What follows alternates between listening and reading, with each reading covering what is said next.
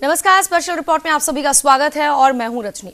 बच्चों का विकास हो सके इसके लिए समेकित बाल विकास निर्देशालय 6 साल से कम आयु के बच्चों के लिए शिक्षा, स्वास्थ्य और पोषण आहार की जरूरतों को पूरा करने के लिए आंगनबाड़ी खोले हुए हैं और केंद्र सरकार भी हर साल करोड़ों रुपए इन आंगनबाड़ी केंद्रों को चलाने के लिए खर्च कर रही है और जिम्मेदारी राज्य सरकार की है ये देखने की कि ये ठीक ठाक चल रहे हैं या फिर नहीं। लेकिन बिहार में आंगनबाड़ी की मनमानी चल रही है, आंगनबाड़ी के नाम पर फर्जीवाड़ा हो रहा है और इन सब का असर हो रहा है नौनिहालों के भविष्य पर। कैसे संवरेगा नौनिहालों का भविष्य, ये सबसे बड़ा सवाल है। वैसे बच्चों का भी एक सवाल है नीतीश कुमार से। सीएम साहब कैसे पढ़ें, कैसे पढ़ें?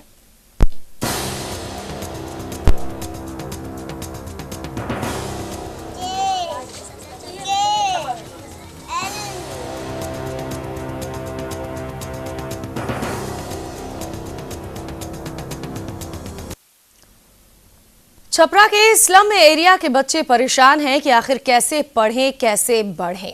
यहाँ पर आंगनबाड़ी होते हुए भी ये बच्चे परेशान हैं और इन्हें शिक्षक की जगह, यहाँ आंगनबाड़ी केंद्र चलाने वाले संचालिका की जगह समाज सेवी पढ़ा रहे हैं। क्या हकीकत है, क्या असलियत है इस आंगनबाड़ी की, आप खुद देखिए।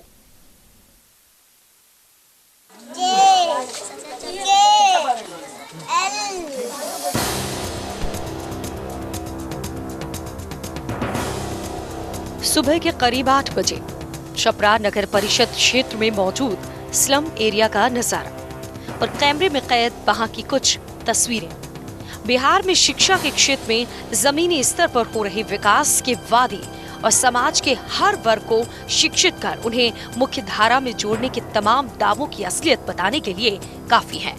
ये तस्वीर छपरा के दहियावा टोला स्थित एक ऐसे स्लम एरिया की है जहां के अधिकतर बच्चे शिक्षा से कोसों दूर हैं।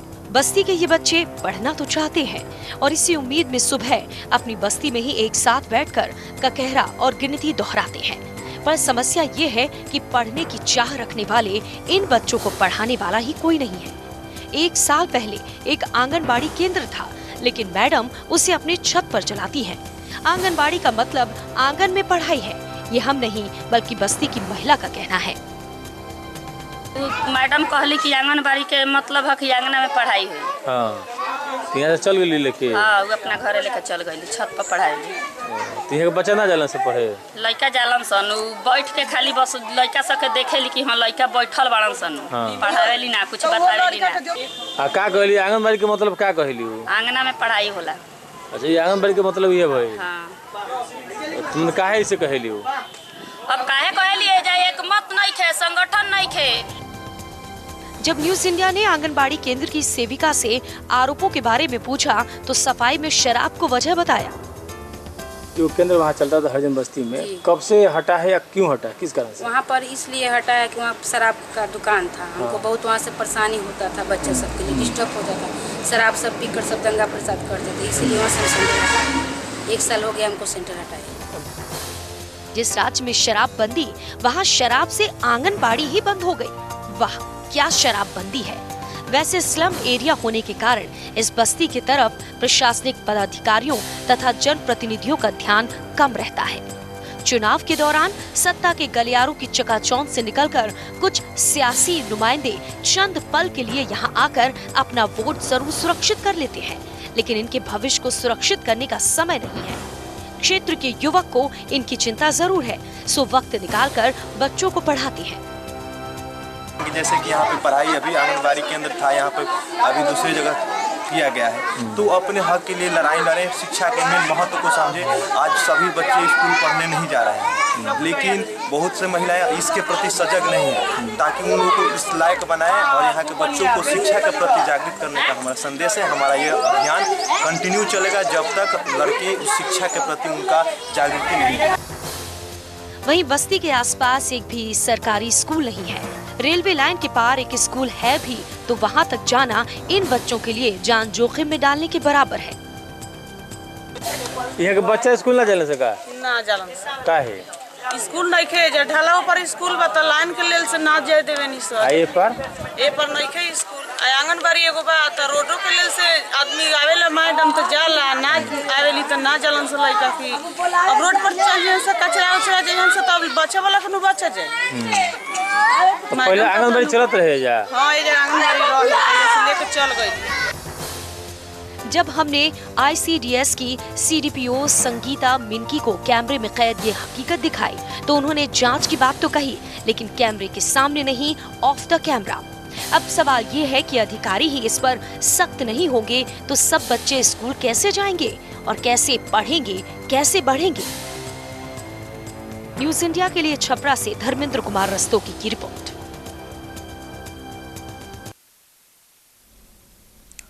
कुछ भी राज्य में गलत होता है तो सबकी उम्मीदें सीएम साहब पर टिक जाती है। नौनिहाल भी यही कह रहे हैं, सवाल सीएम साहब कैसे पढ़े कैसे बढ़े। वैसे आंगनबाड़ी का हम जिक्र कर रहे हैं तो ये बताना भी बहुत ज़रूरी है कि 6 साल से कम उम्र के जो बच्चे होते हैं वो आंगनबाड़ी में जाते हैं। वहाँ पर उनकी शिक्षा होती है, पोषण आहार दिया जाता है ताकि वो अच्छे से पढ़ सके। वैसे भारत में चल रही एकीकृत बाल विकास योजना के तहत 6 साल तक की उम्र के करीब 8 करोड़ बच्चे आते हैं। इस हिसाब से ये दुनिया की सबसे बड़ी योजना है।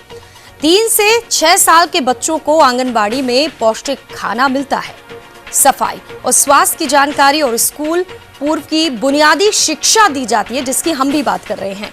माओ और बच्चों के पोषण की ये योजना 1975 से शुरू हुई थी।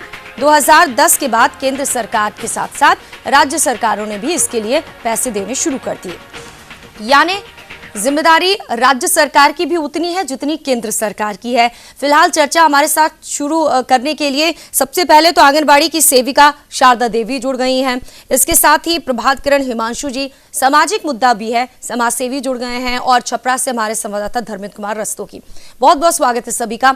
सबसे पहले शारदा देवी जी, आपसे सवाल, ये आंगनबाड़ी आप चला रही थी, आखिर क्यों शिफ्ट करना पड़ा? अपना वहां के जो बच्चे हैं आप कैसे पढ़ेंगे, कैसे बढ़ेंगे? शारदा जी आवाज आ रही है? हाँ सर बताइए। मैडम, सारा बच्चा को तो हम लोग लाते हैं और पढ़ाते हैं। सारा बच्चा को गार्जियन भी अपने से पहुंचा जाता है, भी जाता है। बाईपास होने के कारण थोड़ा हमको दिक्कत है, मगर मैडम उधर हमको नहीं मिला बच्चा सबको सुविधा, तो हम इधर आ गए बाईपास में। आप पर आरोप लगाए जा रहे हैं कि आप कह रही हैं कि आंगनबाड़ी का मतलब होता है आंगन, इसीलिए छत पे चला रही हैं। बच्चे जाते हैं कुछ, वो आप देख के पढ़ाती नहीं है, उन्हें कुछ नहीं करती हैं, इसीलिए कई बच्चे स्लम एरिया में ही पढ़ रहे हैं, समाज सेवी उन्हें पढ़ा रहे हैं। नहीं मैडम, ऐसा कोई बात नहीं है। तो वो झूठ बोल रहे हैं या फिर आप?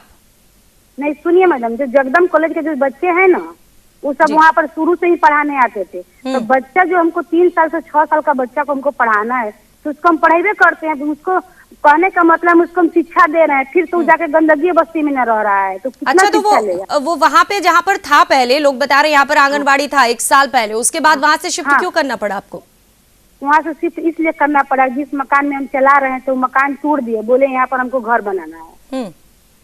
तो वहाँ से हम फिर बाईपास में आ गए। मेरा सेंटर से पहले वहाँ पर था, तो बाईपास का सारा बच्चा वहाँ पर जाता था, तब पर तो हमको दिक्कत था।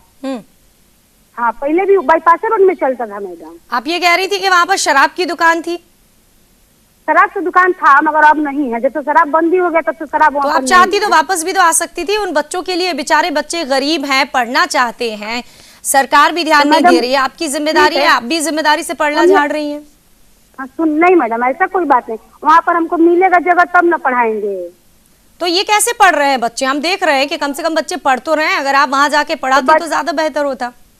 तो सुनिए मैडम, बच्चा सबको इसी तरह धूपा में नहीं न पढ़ाएंगे, बच्चा के लिए छत चाहिए ना हमको। हाँ, तो अभी आप जहाँ चला रही हैं वहाँ पर छत है, मकान है, कितने बच्चे जाते हैं वहाँ पर? मेरा 40 बच्चा क्या मैडम, 50 बच्चा चले जाते हैं। 50 बच्चे जाते हैं, ठीक है। चलिए, हाँ। हमारे रिपोर्टर धर्मेंद्र, सच्चाई क्या है शारदा जी की बातों में? जी देखिए, वहाँ पे जो आंगनबाड़ी केंद्र जो चलता है, वहाँ पे आंगनबाड़ी केंद्र संख्या 58 पे, वहाँ पे दलित बस्ती है। दलित बस्ती में बच्चे जो हैं, अभी अगर आंगनबाड़ी में अगर बच्चे पढ़ने जाते तो वहाँ कोई सामाजिक संगठन से जुड़े NSS के लड़के वहाँ नहीं जाकर पढ़ाते, और जाहिर सी बात है कि वहाँ बच्चे वहाँ से नहीं जा पाते हैं कहीं पढ़ने के लिए, वहाँ के बच्चे वहीं पढ़ना चाहते हैं। और वहाँ की महिलाएं भी जो है, बच्चे के जो परिजन है, माताएं जो है, वो अपने बच्चे को दूसरे जगह नहीं जाने दे रही है। कारण ये है कि बगल में बाईपास है, दुर्घटना होने का डर रहता है। और ये रेलवे लाइन इस पार जो सरकारी स्कूल है वहाँ भी नहीं भेजती, रेलवे लाइन है, रेलवे लाइन पार करके जाना होता है। शारदा देवी कह रही है कि वो जहाँ पढ़ाती है वहाँ 40 से 50 बच्चे पढ़ते हैं। जी देखिए, हम जब गए थे वहाँ पे बात करने से आंगनबाड़ी सेविका शारदा देवी से, तो उस समय ये हड़ताल पे हैं अभी ये लोग, और हड़ताल की वजह से इनका केंद्र अभी बंद था, जिस कारण से हम नहीं देख पाए कि बच्चे उनके यहाँ कितने पढ़ने जाते हैं और कितने नहीं जाते हैं। हालांकि लेकिन यहाँ पर कितने बच्चे पढ़ रहे हैं? ये जो बच्चों को पढ़ाया जा रहा है स्लम एरिया में, वो कितने बच्चे? दलित बस्ती में जो बच्चे पढ़ रहे हैं अभी वर्तमान में, जो सामाजिक संगठन को पढ़ाया जा रहा है, वहाँ पे लगभग 40 से 45 बच्चे हैं, जो सुबह में हमको हमारे कैमरे में भी देखे जा सकते हैं आसानी से कि कितने बच्चे वहाँ पे पढ़ रहे हैं। और वहाँ पे जो बच्चे पढ़ रहे हैं उस लगभग 40-45 की संख्या में बच्चे वहाँ पे दिख रहे हैं। जी प्रभात किरण हिमांशु जी समाज सेवी हैं, समाज को सुधारना हम सबका दायित्व है, मीडिया का भी, आपका भी। लेकिन आपको क्या लगता है, अगर इस तरीके से अनदेखी प्रशासन करेगा, सरकार करेगा, तो सबसे आखिरी पायदान को जो उठाने की कोशिश की बात की जाती है कि भाई गरीब दलित पिछड़ों का विकास होगा तो देश का, प्रदेश का विकास होगा, आपको लग रहा है अगर ऐसी अनदेखी करेंगे तो बिहार का विकास हो पाएगा? जी ऐसा है कि ये जो गरीब बस्ती है तो सामाजिक रूप से ये बहुत उपेक्षित है, और उपेक्षाओं के बाद भी इस बस्ती में सरकारी योजनाएं नहीं पहुंच पाती। एक तो वैसे ही ये लोग गरीब हैं, 2 वक्त की रोटी भी इनके लिए जुगाड़ कर पाना बहुत ही मुश्किल है।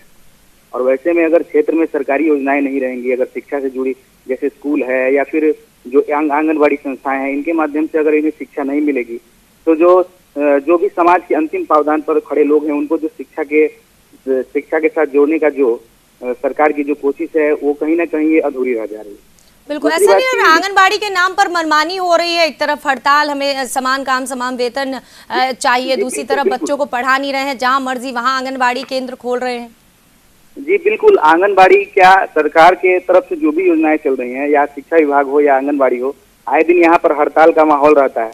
तो जो बच्चे हैं जो शिक्षा से वैसे भी दूर रह रहे हैं, और मैं क्या कहना चाह रहा हूँ कि आम बच्चे जो हैं, जो मध्यम वर्गीय हैं या जो उच्च स्तर के बच्चे हैं, वो तो कहीं ना कहीं शिक्षा ले पा रहे हैं। लेकिन क्योंकि ये जो बस्ती है, खास करके ये गरीब बस्ती है, यहाँ पर जो लोग हैं वो सफाई का काम या फिर किसी के घरों में काम या फिर मजदूरी का काम करते हैं।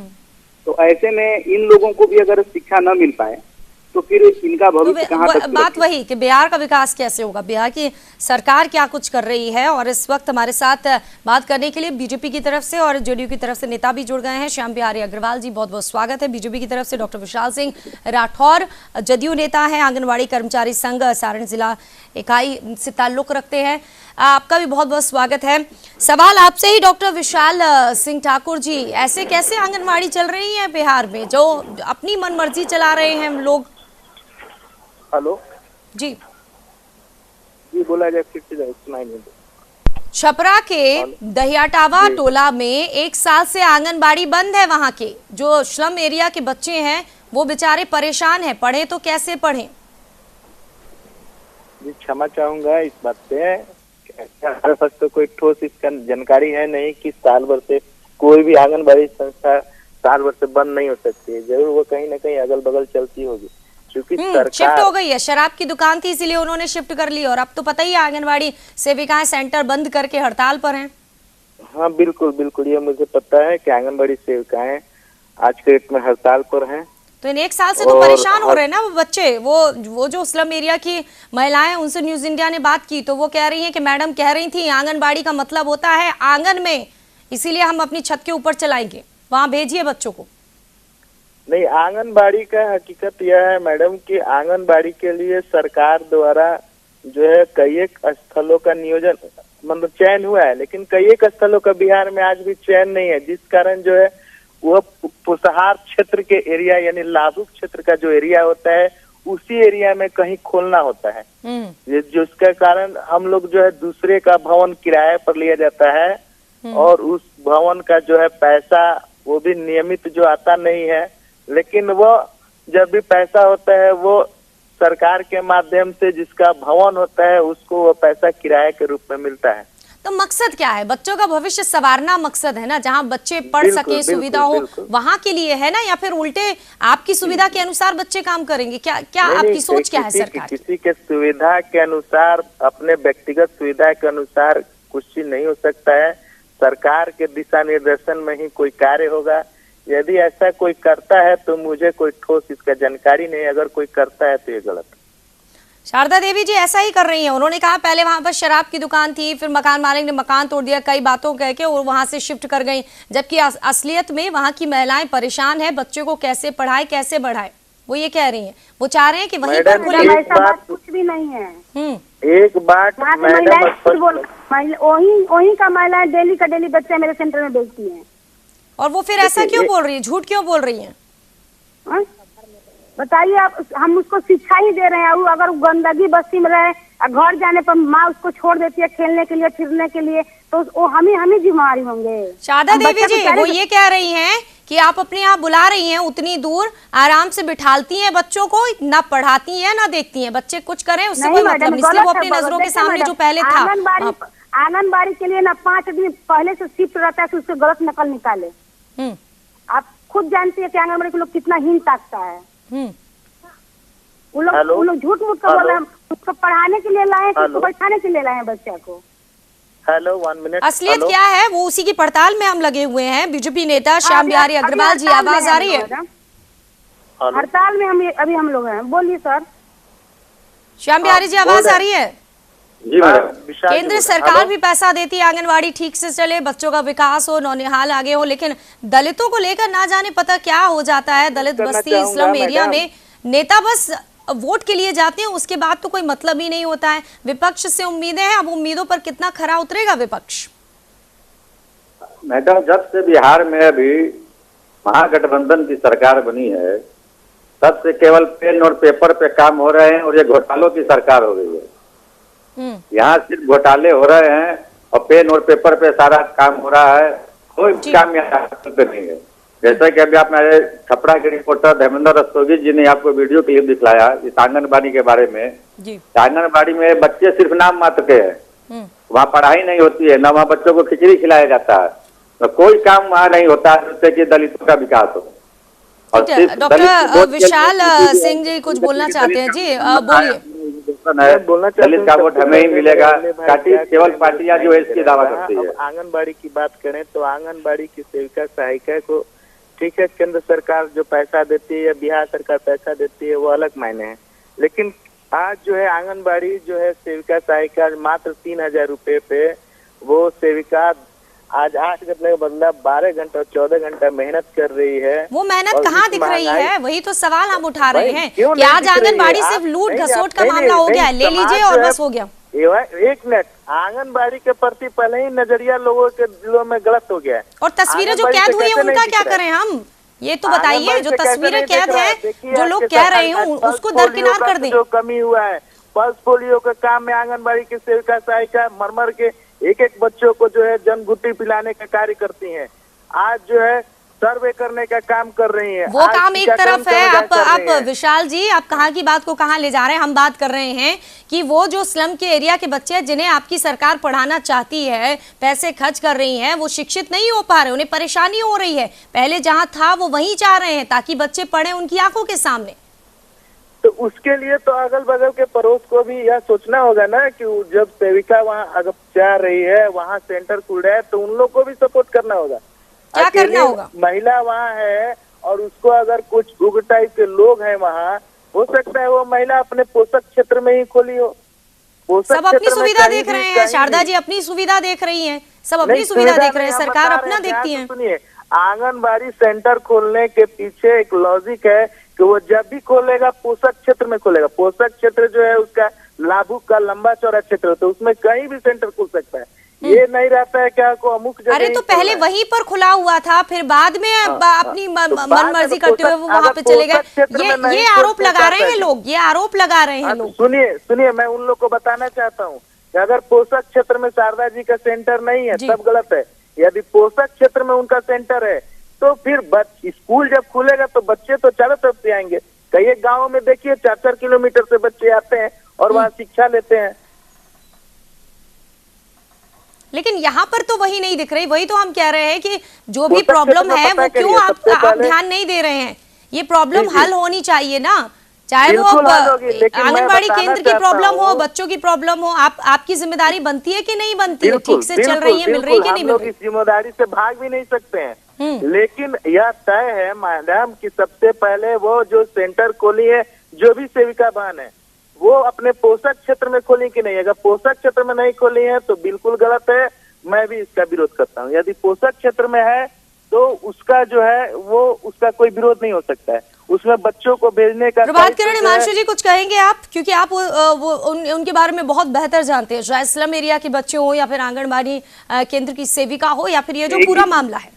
जी विशाल जी ने जो बात कही कि पोषक क्षेत्र में होना चाहिए, लेकिन मैं आपको बताना चाहूंगा कि वो जो जहाँ स्लम बस्ती है उसके बगल में ही NH है और उसके दूसरे तरफ रेलवे लाइन है और ये बस्ती बिल्कुल बीचों बीच है। वैसे में अगर उस बस्ती से दूर आंगनबाड़ी अगर जा चुका है तो उन बच्चों को जो अपना NH है जिससे प्रतिदिन हजारों गाड़ियां आती जाती हैं, उसको पार करके उस पोषक उस आंगनबाड़ी तक जाना एक तो बहुत बड़ी समस्या है। दूसरा कि उस एरिया में, उस वार्ड में, क्योंकि मैं भी वहीं रहता हूँ, इसलिए वहाँ आसपास में कोई प्राथमिक विद्यालय नहीं। तो ऐसे में अगर बच्चों को स्कूल जाना पड़े तो वो भी रेलवे लाइन पार करके जाना पड़ता है। यानी 40 बच्चे जाने से तो अच्छा है कि सेविका वहीं पर इंतजाम करे और सरकार उसके बारे में दे। आप ये कह रहे हैं? आंगनबाड़ी का यही उद्देश्य ही है कि आसपास के बच्चों को एक जगह सुरक्षित कर, एक जगह उनको प्रारंभिक शिक्षा दी जाए, उन्हें पोषक आहार वगैरह देकर शिक्षा के प्रति जागरूक किया जाए। लेकिन कहीं ना कहीं ये जो सेंटर है थोड़ा दूर चला गया, जिसकी वजह से वहाँ के बच्चों को तो परेशानी है। डॉक्टर विशाल जी जवाब दे दीजिए, क्योंकि बहुत देर से बीजेपी के नेता भी इंतजार कर रहे हैं। मैं हिमांशु भाई के मैं बातों को समर्थन करता हूं, लेकिन मुझे इस पूरी जानकारी नहीं है। ठीक है, न्यूज इंडिया आपको जानकारी जो दे रहा है उसके अनुसार आप पूरे मामले को संज्ञान में लेंगे, देखेंगे कहां पर कमी है। बिल्कुल बिल्कुल हम लोग देखेंगे, हम लोग अपने से इसका जांच करेंगे। तो उम्मीद की जाए कि 1 हफ्ते या 2 हफ्ते के अंदर ये बच्चे, बिल्कुल हम लोग जांच करेंगे और जांच के आधार पर जो भी प्रायोरिटी होती है, चूंकि हर हाल में बिहार सरकार भी असलम क्षेत्र के बच्चों को, महादलित और दलित के बच्चों को हर हाल में शिक्षा देना चाहती है और माननीय मुख्यमंत्री जी का स्पष्ट ये उद्देश्य भी है, लक्ष्य भी है। इसलिए हम लोग जो है किसी भी परिस्थिति में गरीब के बच्चों को हम लोग जो है आज के इस दौर में उसको शिक्षा से वंचित नहीं रह सकते हैं। वैसे भी बच्चे आप ही लोग से सवाल कर रहे हैं, आप ही के पार्टी के हैं सीएम, वो बार बार वो यही कह रहे हैं, सीएम साहब कैसे पढ़े कैसे बढ़े। शायद आप जवाब दे रहे हैं कि आप पढ़ोगे भी बच्चों और बढ़ोगे भी बच्चों, ये आश्वासन माने आपका? बिल्कुल बिल्कुल आप मानिए। हम लोग श्याम बिहारी जी कुछ कहना चाहेंगे? बहुत देर से आप चुपचाप बैठे हैं, क्योंकि विपक्ष को अक्सर कहा जाता है कि चुपचाप बैठिए और सुनिए, सरकार में हम हैं, हम काम कर रहे हैं, लेकिन यहाँ पर आपको बोलने का मौका दे रहे हैं, बोलिए। मैडम इनका जितना भी दावा है ये सब खोखला है। बिहार में कोई भी धरातल पे काम नहीं हो रहा है, सारा विकास ठप पड़ा है। जब से महागठबंधन की सरकार बनी है तब से यहाँ का विकास एकदम रुकता गया है। विकास से पहले बच्चों की सोचते हैं, क्योंकि हम ज्यादा लंबे में जाएंगे तो इन बच्चों का नहीं, हम चाहते हैं कि खबर जो दिखा रही हैं उसका असर हो जीवन सबरे बच्चों का, बच्चे पढ़े बच्चे बढ़े। राजनीति से दूर रखिए बच्चों को। जी मैडम, राजनीति हम लोग नहीं कर रहे हैं, इससे बच्चों को इससे संज्ञान लेना चाहिए। इनको सरकार को देखना चाहिए कि हमारी जो योजना है वो धरातल पर कहाँ तक जा रही है, इससे उनको कोई मतलब नहीं है। वैसे मतलब तो प्रशासनिक अधिकारियों को भी नहीं रहता है। जब हमने वहां की जो अधिकारी हैं संगीता मिनकी CDPO, उनसे बात करने की कोशिश की तो उन्होंने कैमरे के सामने कुछ भी कहने से बच गया। आपको नहीं लगता है कि सरकार के जो अधिकारी हैं, जो काम करते हैं, नौकरशाह हैं, उनका ढुलमुल रवैया भी इसकी एक सबसे बड़ी वजह है कि दलितों को उनका हक नहीं मिल पा रहा है, उनका शिक्षा का अधिकार नहीं मिल पा रहा है, उनका पोषण हार उन्हें नहीं मिल पा रहा है? जी मैडम बिल्कुल आपकी बात से मैं सहमत हूँ। यहाँ दलितों का सिर्फ शोषण हो रहा है, उनको कोई सुविधा मुहैया नहीं कराई जा रही, ना तो उनको आंगनबाड़ी की सुविधा मुहैया हो रही है, न उन्हें इंदिरा आवास का पैसा मिल रहा है। तो आप इस मामले में क्या करेंगे? सरकार को जगाएंगे, इन बच्चों को आंगनबाड़ी केंद्र तक पहुंचाएंगे, पोषण हार मिलेगा? जी बिल्कुल, हम लोग उनके दलितों के साथ है, उनकी आवाज हम लोग विधानसभा तक पहुँचाएंगे। शारदा देवी जी आप कुछ कहेंगी, क्योंकि मामला पूरा आपके इर्द गिर्द घूम रहा है। पब्लिक झूठ बोला है खिचड़ी नहीं बनता है। एक दिन आप बच्चा लोग जब सेंटर खुल जा रहा है ना, हम लोग का हड़ताल टूट जा रहा है, तब बच्चा लोग से आकर सब बस सवाल कर लीजिएगा। मेरा बच्चा आपको बताएगा क्या पढ़ रहा है, क्या खा रहा है, क्या सारा मेरा बच्चा झूठ नहीं ना बोलेगा, हम झूठ बोलेंगे। प्रभात करें हिमांशु जी, बच्चे तो नहीं है लेकिन आपने बच्चों को देखा है, कभी बात की हो बच्चों ने तो क्या कहते थे बच्चे? जी बिल्कुल, बच्चों की आंखों में तो एक सपना है कि हम इस गरीब बस्ती से निकलकर आगे जाएं। और जो सुबह सुबह वो लोग हर दिन वो पाठशाला लगाते हैं और कुछ अगल बगल के जो स्थानीय युवक है वो उनको आकर पढ़ाते हैं। इससे ये जाहिर होता है कि बच्चे पढ़ना तो चाहते हैं, लेकिन उनको पढ़ाने के लिए किसी के पास कोई योजना नहीं, ना ही कोई उन्हें पढ़ाने के लिए जागरूक है। तो जब तक हमारी सरकार मैडम सुनिए, मेरे यहाँ बच्चा सबको आने में कोई आपत्ति नहीं है, बच्चा खुशी खुशी सब आता है।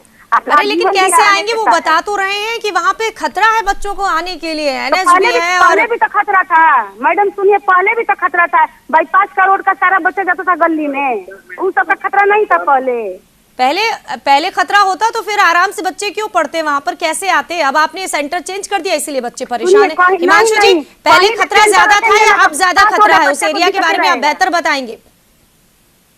प्रभात किरण, हिमांशु जी। ना तो बच्चा को दिक्कत है कि बाईपास रोड है जी।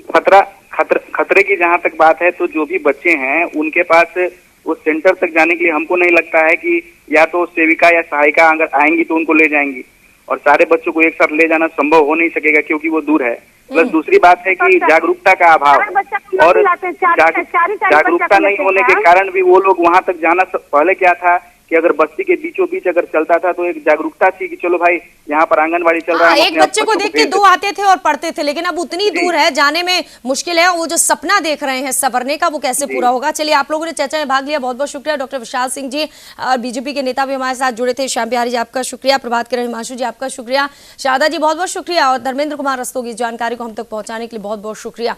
बहरहाल सीएम साहब से ये बच्चे जो पूछ रहे हैं कैसे बढ़े, शायद सरकार को भी इस पूरे मामले को लेकर संज्ञान में लेना होगा। इस मामले को आंगनबाड़ी कितनी चल रही इसका ध्यान देना होगा प्रशासनिक अधिकारियों को, क्योंकि उनका हक हम सबको दिलाना है, सबकी जिम्मेदारी है, ताकि हमारा बिहार बढ़ सके, बच्चे पढ़ सकें। हमें दीजिए इजाजत। तमाम अहम खबरों के लिए आप देखते रहिए न्यूज़ इंडिया। है।